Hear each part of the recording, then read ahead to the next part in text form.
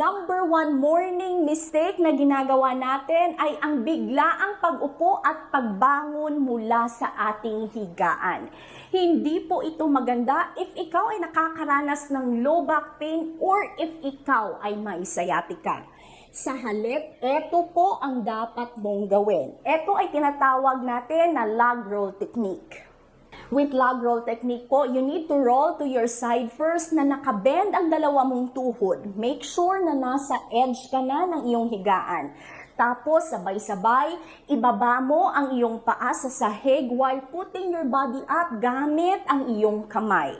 Ito po ang proper at ang tamang paraan sa pagbangon sa higaan which will not give you low back pain. Again, ito po ang maling paraan sa pagbangon mula sa iyong higaan. At ito naman ang tamang paraan sa pagbangon which will not give you low back pain at hindi makalala ng iyong sciatica symptoms.